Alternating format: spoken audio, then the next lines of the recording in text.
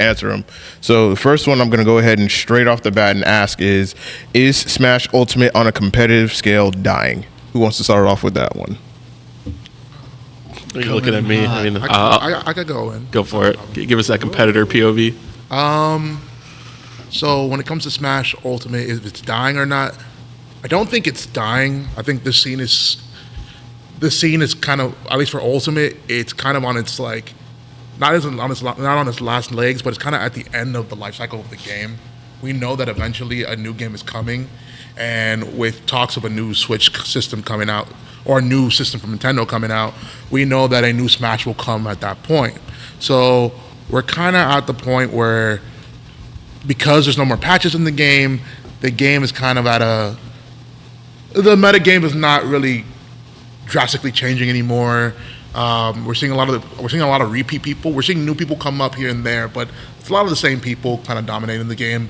And I think that this doesn't mean that the game is dying, but some people are getting turned off. But there's also a lot of people who are also getting back in. It's a little bit weird to say. I also think because there's no patches and the way that how strong DLC Pack 2 is with the game, I think that it's turning a lot of players off. A lot of players. So I don't disagree, but I think that I think we have to think about what we're comparing Dead or Alive to. Right. Beach volleyball.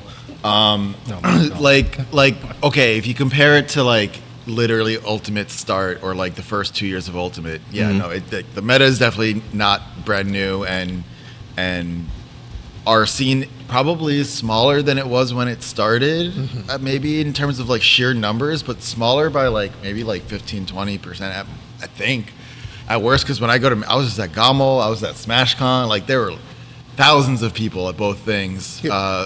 Pretty equal support I could see from like Melee and Ultimate on like numbers and things like that.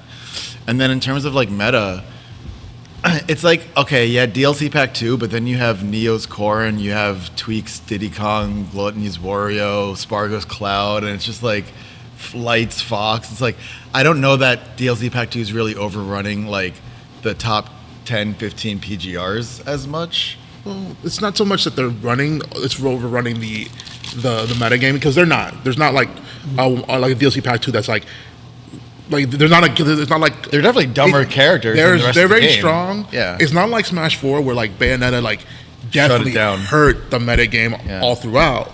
I think the strengths of some of these characters have turned a lot of like longtime players off and have turned some people away. This doesn't mean that they're killing the game. No, because obviously, as you said, as time goes on, people are going to leave the game naturally. But I think that is something that a lot of people do talk about, and it's a constant discussion within the community about, what is better for the longevity of the game itself. I do think we would have had a much different story, or at least not much different, but like a better story if COVID didn't happen. Like, I think just offline would have been like, dude, the last two tournaments before COVID hit were Frostbite, which was probably like, it's like a fever dream at this point. Yeah, right. But it was such a grand time and such a fun time. I missed that event. And then Dreamland. Let's Make Big Moves. CEO Dreamland was the last big one. Dreamland was... No, CEO Dreamland was the literal... No, that was the literal last one, but that was just like a major, like, let's make big moves. The week before. It was in February, yeah. Like, Big Moves was stacked, then it was Frostbite, and then Dreamland was kind of whatever, but like... It was Florida, so yeah. For us, it was nice to have a last go. Oh, wow. But then the other thing that actually really did heavily impact that maybe we don't realize is like the balance of the game. Like Steve was literally drafted and made during like COVID time. Right. And all the developers were at home, all the testers were at home, and it was a whole different thing. Yeah.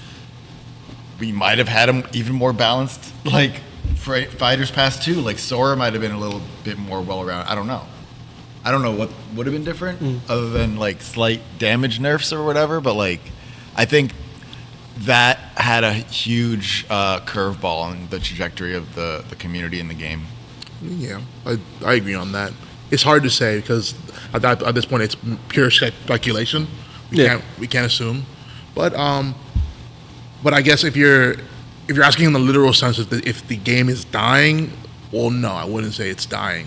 As David said, David said, like, we are still having record-breaking tournaments. SmashCon was definitely Fourth biggest ever. It was like the fourth, yeah, Second to only one of the other Smash Cons and 2 Evos. yeah. something And like that. there's still people. There's still a lot of people.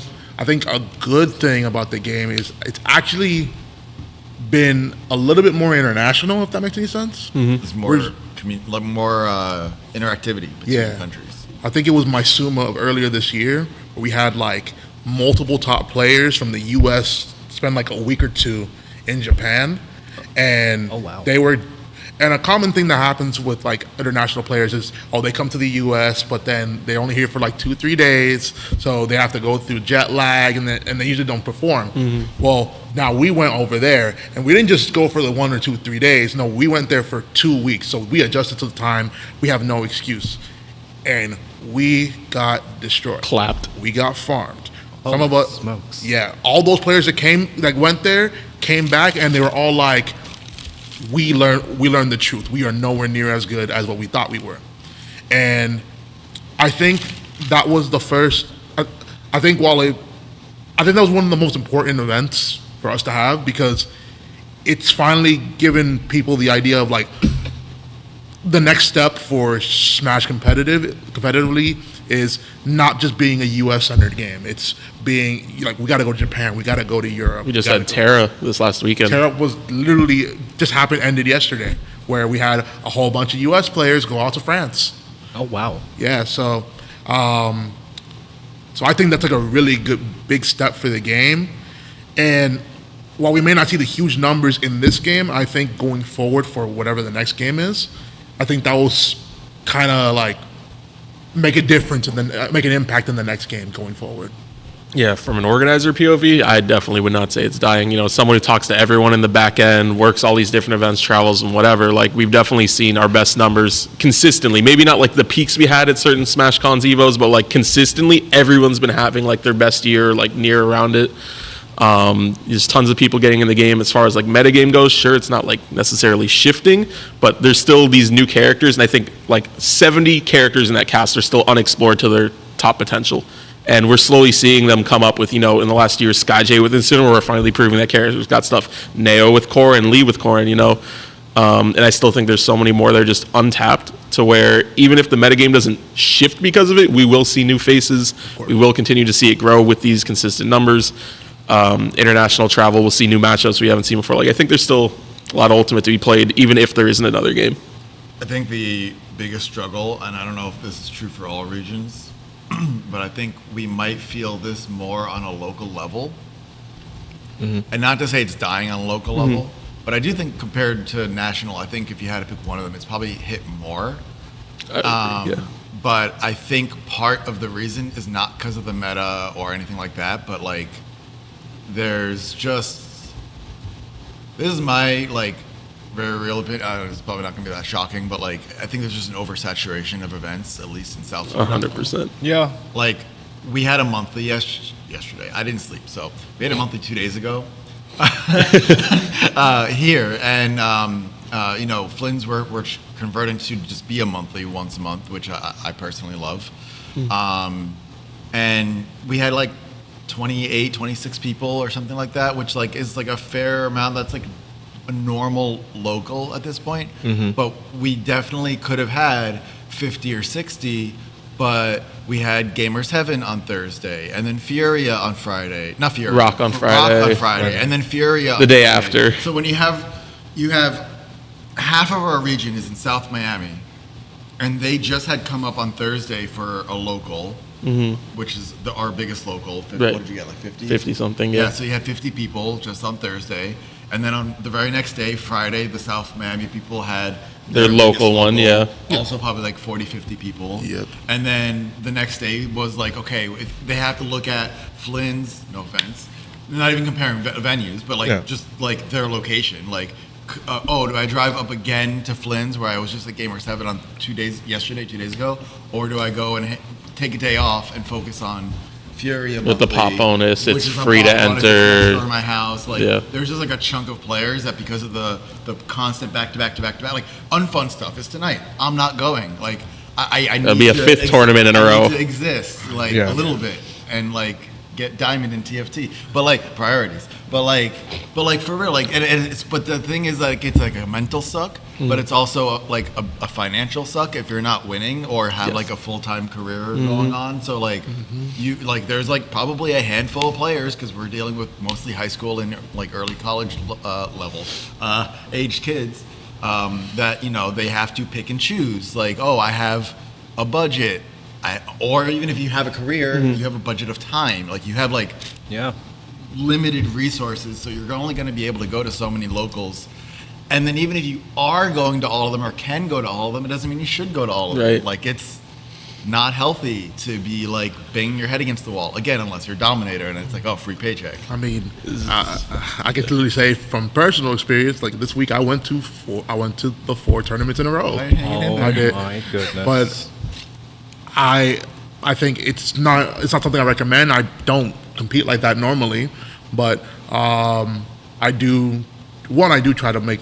I do like the money that I make from the events, so I do have financial gain. But I also I have a huge drive right now to like grind and compete and study the game, and I'm constantly thinking about the game like mentally. So like there's just like a hunger for improvement. So I'm willing to do that, but that aside, it's not good to be doing 4 tournaments in a row. I usually go to unfun stuff because it's the closest local to me. I am not going today. I'm not going today. I'm even on the fence if I want to go to Gamers Heaven this week to compete because it's a lot. It's a lot to do. Yeah. You with need to all these digest tournaments. your losses, like even your wins. You gotta like, there has to be a level of like reinforcing what you've tried to learn, and it's not always going to come through like By sheer just matches. attacking the wall over and over and over. Absolutely. Yeah. That's definitely true. Like some people commonly say it's fear of missing out or FOMO for short. Especially when it's down the street. Yeah, and literally. you see like 30 people popping up or just hanging out. And you're like, oh, I I wouldn't. through. I would even recommend going to the venue if you really have nothing else to do and you want to take the break. Still, go to the venue, but don't enter. Yeah. Like, I tell people to do it all the time at Gamers Heaven. You see it. Yeah. There's always people popping up that you You haven't know, seen in but a while. comes It's at, because like, I reach out to 2 people or they hours reach out to me saying like, oh, I'm kind of on the fence about the local, just letting you know I might be late, show up, whatever. And I'm just like, why don't you just pull up and not enter? And they're like, but why? And I'm like, just to hang out, just to see friends, like vibe. Like, sure, it's the biggest local, whatever. I don't care. Just like, it'd be cool to see you. come Hang out. commentate. Yeah. Commentate or just talk to people. And that's how we get so many people on a consistent basis is like, I just bring in faces. They don't necessarily compete. Some people want to see those faces and maybe they want to compete. And I'm just trying to bring, lots of crowds in. As far as oversaturation, that's definitely, I think you were in that meeting. That was like a thing we talked about beginning of this year with the South Florida panel. Yeah. I argued heavily against oversaturation in making every single event ranked. Everything's got to count because then I was like, in my experience, that would just cause, someone's going to want to make a local every day to get their clout or, do their thing, try to help the community. But once you have an event every day, it ends up hurting the community. That's exactly what happened. We made every event ranked in January, and then we had an event pop up every single day by February, and then by like Mayish, half those events died because everyone was too spread thin and burnt out from trying to attend everything to get their points. Yeah. And at this current time, like we haven't rediscussed it, but that is something I'll probably bring up to go back to the old way of you have to hit a certain amount of entrance, consistency, etc., to be ranked, because otherwise we're just forcing people to go to everything so that they can get points and feel like they're trying, The problem There should be is- for fun locals. Like, they doesn't all need to be for ranking. The problem when you have everything as being like ranked is like a lot of people don't have like self control. Yeah. For some and then okay, you said FOMO on a social aspect. How about FOMO on I got to keep up with my ranking. I got to keep up with Yeah. where I believe I deserve. And the players that are like right around me that are gunning for a higher spot, they're going to these things, and I didn't like. They're in the bracket. I could see it.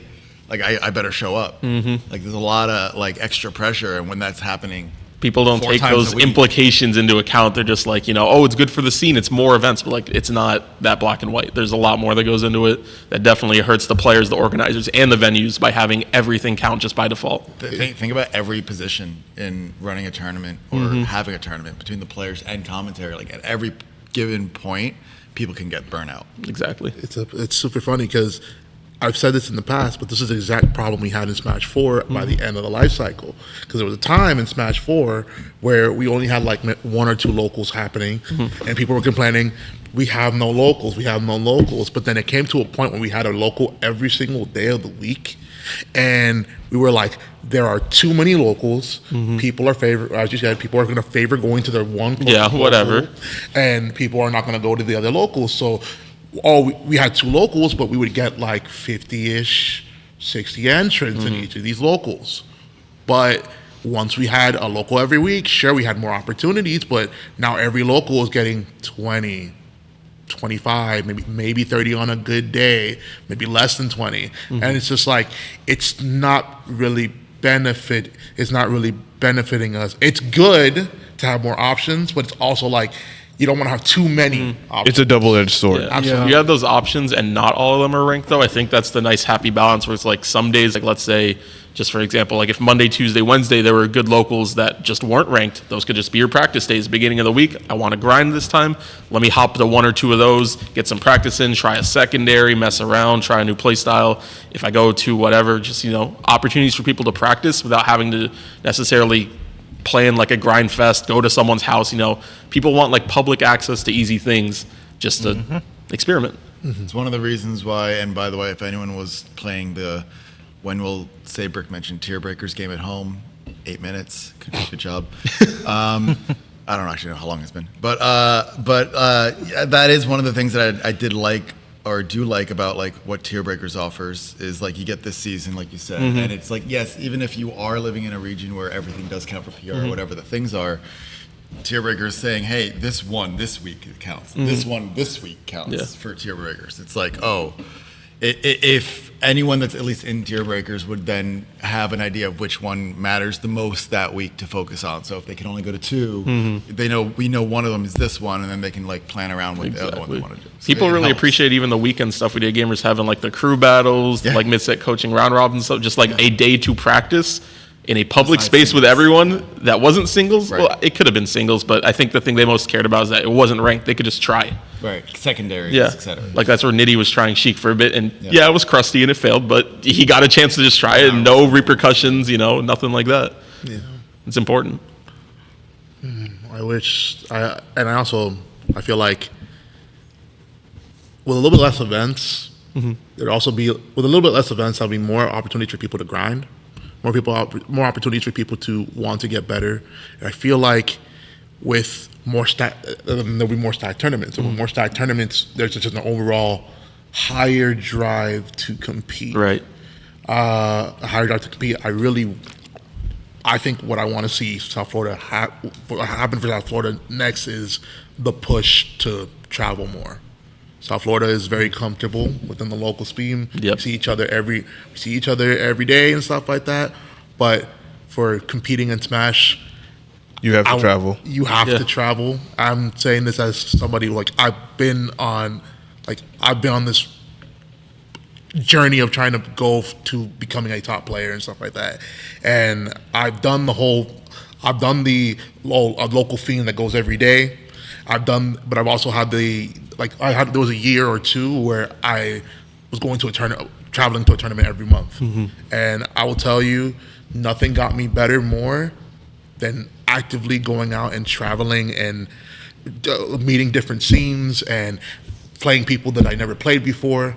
Yeah, you can learn from your locals, and you can learn a lot from your locals. But trust me, when you finally go out to a major, and not just CEO, because that's a big Florida local. That's a big Florida regional. Yeah.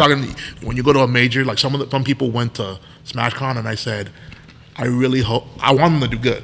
Right. But I said, I really hope they understand the truth of this is what majors are like. This is what it means to actually be to play at professional level. And I think that's a little bit of a tangent, but I feel that if we have less locals, we'll have more stacked locals, and then the drive will be higher. Yep. And that drive will push more people to be like, hey, you know what? Let's take it to the next level. Let's take it up a notch. Yeah, definitely something to consider for the next season coming up at the end of this month. I'll definitely bring it up and share with everyone and see if anyone has a change of heart, maybe reference, these VODs and stuff. See if anyone feels the same way, because that's definitely something I heavily argue for, but I was way outvoted on. But, we've had 8 months of data now, coming up on 9, so we'll see. Definitely. Yeah, definitely want to see what we can do. Like, if I can be a fly on the wall on whatever conversation happens there, I think we would stand to improve if we put 40% of the effort that we put into making sure we have all the locals we have at the levels and production that we have at the locals that we have, and if we put 40% of that effort instead into getting 5 of our best players or 5 of our players to go to a national every single month, and whatever strategies we would have to implement as a community to make that happen more often, I think we would all benefit. 100%. More so than pushing locals. And that's actually the same conclusion that I've come to, coming back from SmashCon. A couple of things about that is just I realize that you're not going to improve at such a scale if you're just going to locals as much as, and that's the only focus. You're playing the same people oftentimes, or just watching the same matches oftentimes. And I literally probably would be playing Brawler for another 6 months if I didn't go to SmashCon this year. Absolutely. It blue pilled me. Or red pilled me. Whatever the one that shows you the truth is. I think it's the blue pill, right? No, it's the red one. It's the red You can't get blue pills. So anyway, SmashCon my SmashCon bracket was my red pill. I was playing me Brawler only, and I literally had Kazuya Mishima into Little Mac into Pac-Man into Min Min. That was my bracket, and so I'm good. That's a good on process. that. And wow. Yep. I am so sorry. Yeah, but if I didn't go to the national, I'd be like, oh, bro, I'd still have hope. Right. Like a fool.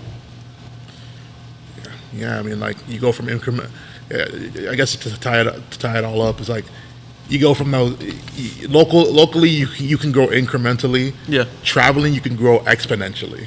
I think that's the way you gotta. I think that's the way these people, the players in the region, if you want to get better, you really gotta look towards you have to be trying to your best to play with some of the best. You don't get those opportunities all the time here in your region. You need to play with your best, with those people. You need to ask them questions. You need to ask them questions because you can. Some of them may not give you the time, but some of them will genuinely give you that info. When we have a top player come out, MVD, Mudays, when we have them come out, they're big, they're longtime homies of mine. Sure. And of course, I'm gonna naturally hang out with them. But I'm using that opportunity to pick their brains. I'm using that opportunity. Wait, how can I get better at this, that? Because it's not often that we get that opportunity. And honestly, if your goal is you want to be the best player you can possibly be, then that is the next step for so many of us. And I think me and Jeff have had the conversation in the past where there's a couple players, I think me, Dominator, Riku, J Mafia, there's multiple players that if they just traveled, I know we all can't, but if we traveled, trust me when I say we would be making waves. 100%. The way I look at it, everyone's got a skill floor and that skill ceiling. Skill ceiling is your theory, skill floor is your execution. At a local level, you can play the same people every week. You can VOD review it all you want, learn, think about the ins and outs of that matchup, that player, et cetera, da-da-da-da-da. But in the grand scheme of things, your execution is only being checked as far as your opponents are. And if you're all playing each other all the time, you have no way to grow because you're equal. You're just going to stay here. You have to travel to get your ass beat by them top players to go, oh, he clapped me in disadvantage. I need to work on this and practice it against them. Oh, this other player, advantage state wasn't good enough, and keep working up the bottom to reach out all that theory you've been practicing at a local level. Yeah. There's no way to do it at home unless you're grinding like Wi-Fi. And this game's terrible Wi-Fi, so there's no way. That's me. I would say there's 2 other benefits too. That's one, there's grabbing a top player and picking their brain and getting beat by them. That's one method that okay, you go to a gym and you get a trainer to come sit down with you. That's the benefit there. But then there's also just like if you try to like own a station or a setup Sure. at a national, and you're just like, I'm gonna sit here and I'm gonna win until I lose, kind of thing. And you're able to do that for 2 hours or 3 hours, like you're going through 15, 20 players, like, and they're all like people you don't know, people that aren't in New your matchups, scene. It doesn't new even matter if habits. they're top players of their region or not. As long as the majority of them aren't the locals of the place that you went to, then that means that they are players that are committed enough and invested enough in their ability to travel somewhere to get better. You're going to get a different level of practice from 18 slightly above average players doing that than even playing the same 10 PR players from your region at another weekly. 100%. Even if they're worse than them, it's and yeah. that's like the real that is the real skill set of going to a national, is how well can you handle a lot of random BS, and then once you answer that question, only then is the question of how well can you handle a PGR player, Exactly. because you have to like get to them first before it matters how good you are versus them. Wait till people figure out that different regions have different styles of play. Yeah. Oh man, I can't wait for Neo to come. it's gonna be. Yeah. Neo for Let's Yeah, Make Moves that's- Miami is that's going to be gonna be amazing. I'm housing him Yeah. Oh, that's is cool. for a week. Isn't Tarek also coming for like a week? Tarek's looking to come over as well. Yes, Bro. I know he's just looking for housing at the moment. I can't. How Tarek? Tarek, Tarek the Greninja? Greninja from Europe, Okay. Greninja Kazuya. He almost top 8 at Terra, so it's like, He's amazing. yeah, I really want to play.